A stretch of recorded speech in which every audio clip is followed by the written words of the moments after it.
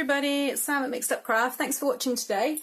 I've got something fun. I really enjoyed doing this one, and this is my spinning card.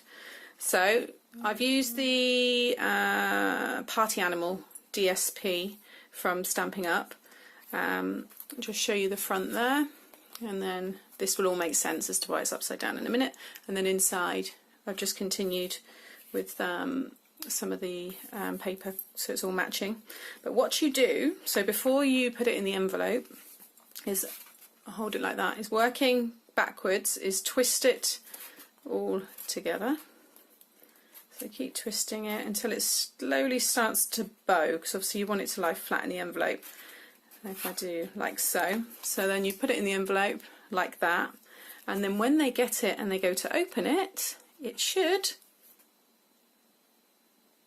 How cool is that? So you have the happy birthday upside down on the back, so that when it continuously spins, it shows the happy birthday. So it's that kind of illusion. I can't think what it's called. They used it a lot in like the old movies and things like that. So again, you just twist it until you start to see the card starting to kind of warp in the middle. So that means you can just fold it again flat, and then you go to open it,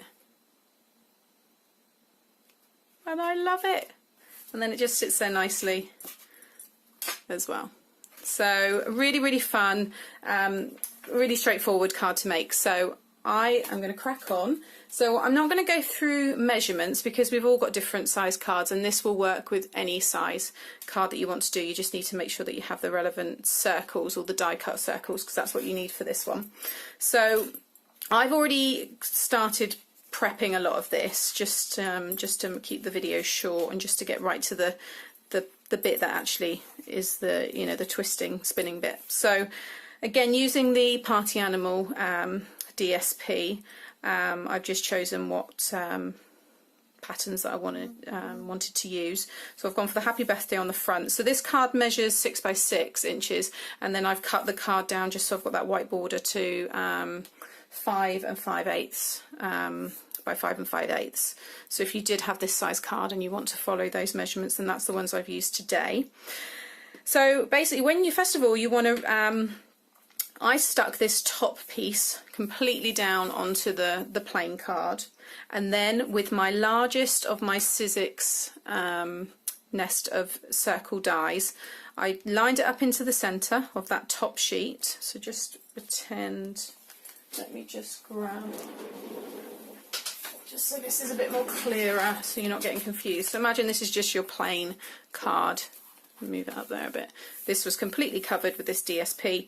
Lined up my circle onto the top, made sure I just measured the right width so it was central, ran that through the die machine, and then it gave me this. Then with that card that comes out of the white card of the envelope, of the card itself, is this piece here. You then want to keep that, don't throw that away, because that's the main bit you need. And with a die that's the next size down from your largest one, you want to then run that through the machine and die cut it to that size, because it needs to be smaller so it can spin within the circle. So that is the next size down from the largest and then the second largest of your nest of circles. Okay, then with that you can then decorate how you want. So with the reverse of this particular design is this green, so I thought that that looked nice as the front of this card, just like this one here. So if I again put my hand there, you can see that that's the design I got there. So this is a design that I done, and then with my stitch circles I done a smaller circle again, and stuck my sentiment, which is from Stampin' Up, an old Celebration Perfect Pairings. So it's just this one here. And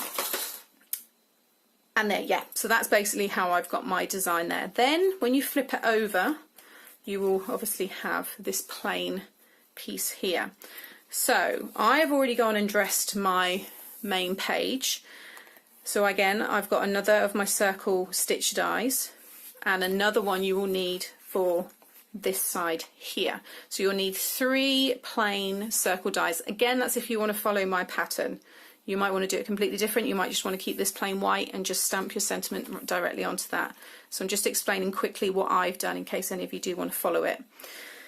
So again, you then had this piece of card, DSP, but I didn't want to stick this one down first because the elastic that we're going to be using has to go underneath this. So you will apply your elastic and everything first and then this bit of DSP.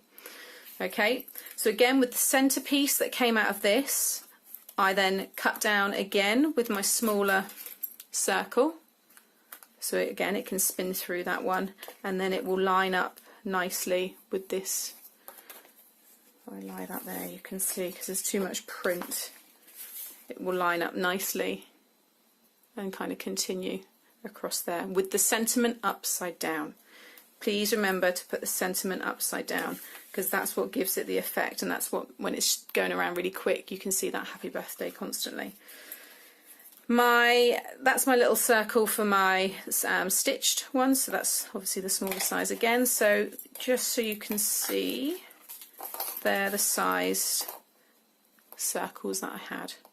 So my largest one for the main circle, the next one down for the circle to actually move within that big one, and then this was just my sentiment. So you might want to just scrap that and just have those two and then do your own design. Okay, so let's start assembling. So I'd already dressed the front of my circle. So now I'm going to turn, so that one's going to stay upright, and then this is going to be stuck. So that's the right way up because that's the front one. This one is going to be upside down like so. But first of all, we need to run the elastic through this. So this elastic I picked up from, I'm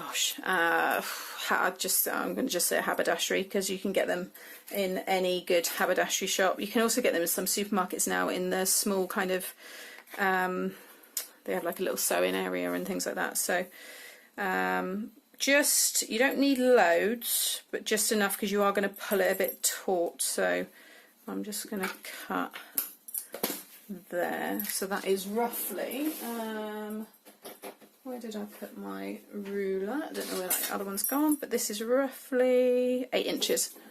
Okay. So this is when you need some strong tape. So I'm going to use my red tape for this. And you want to make sure that you get it through. So obviously that's that way. So I want to make sure I've got my tape on the reverse going pretty much through the centre of that. So I'll just use my finger as a gauge there. Like so.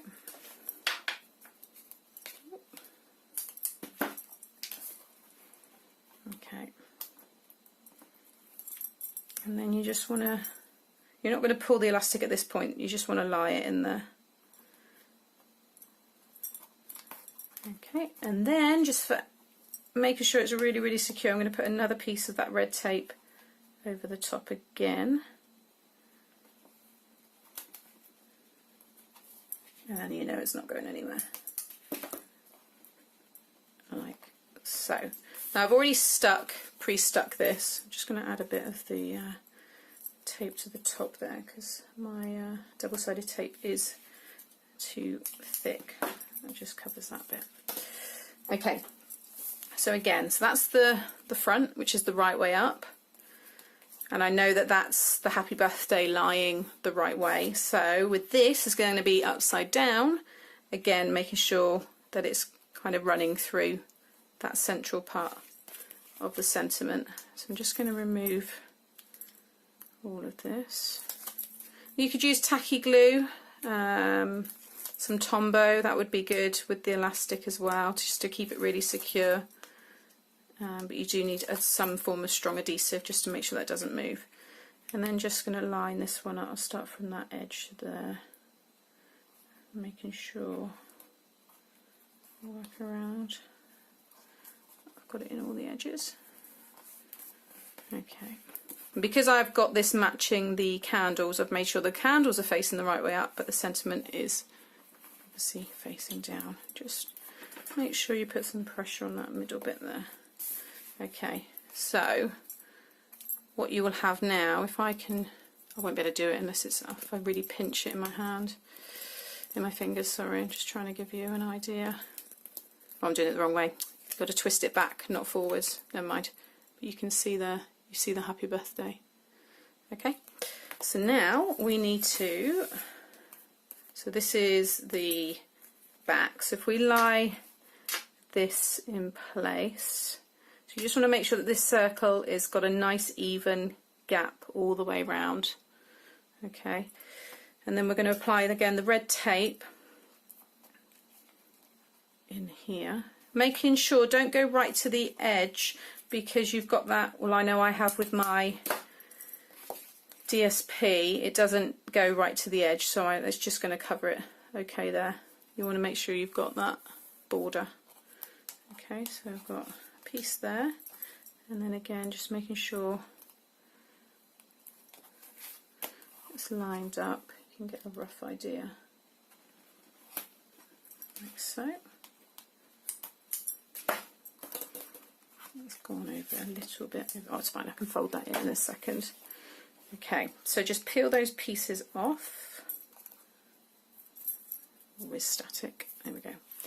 And then again, just lie that in place, and then just pull the elastic, just not too much. You don't want to pull it right so there's no elasticity left, but just enough to stretch it out over that sticky.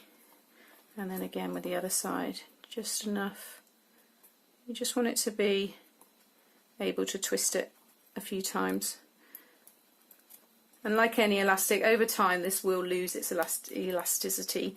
However, obviously the card, usually people keep cards up for what, a week, and then they go away anyway. So you can see where I've pulled it a bit more that side, this side's, so I'm just gonna peel that off again and pull it so that it's central a bit more. There we go. Just keeping that thing border even, but you don't want to warp the actual card itself. So again, I'm just going to apply then some more of the red tape on top.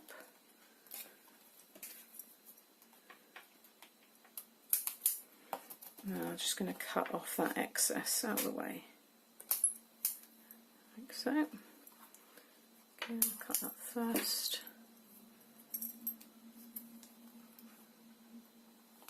And pop that down over the top.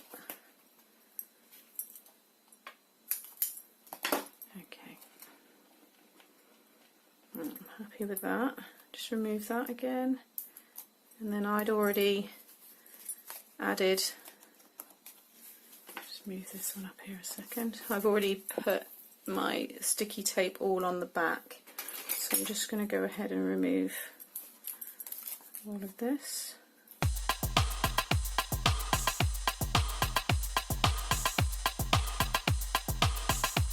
Okay, so just making sure I've got my image up the right way, so all my candles in this case are all facing up. I'm just going to line the inside of this to this piece here, and then I know that I've got that in the right place. Just line up that bottom so it's straight, and then you should just be able to work up the sides and it will all perfectly sit. There we go. So again, just make sure that's all neatly in place. I've got a little bit of glue hanging there, but I can pick that off, and I will remove this bit here just carefully with my knife.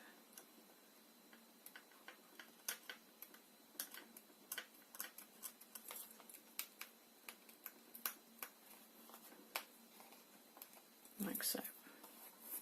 There we go. Okay, so there we have it. A really nice card, just as it is. Now I added, because this was polka dots on the front, you can see here I've added some little embellishments there, here, and along the bottom, just because I thought it just gave it a bit of dimension there. This one, I don't think it needs anything. I might maybe add, I've got a little present die, just a little square one. I think it was from a Christmas set. So maybe do a couple of them on some dimensionals there. Might look really nice, so I might add that later. If you see it in the photo, then you know that I did. But now the test. So you want to make sure you twist it backwards. So go back on yourself and just wind it up, and you'll start to see the sides. So start, and like I said, once that card starts to kind of buckle, then you want to, that's when you want to lie it then flat so you can close it. And then again, you open, and there you have it. And you can just close it, and it can sit up as normal. It'll kind of find its place. But I think they are great. So I hope you like this a little bit. I can never speak properly, I'm rubbish speaking to myself. I hope you liked this quick spinning card tutorial. Like I've been saying on a lot of my videos, please share anything on my Facebook page. It is open for anybody to share anything that they make. And happy crafting. Thank you for watching. Please like and subscribe. Thank you. Bye.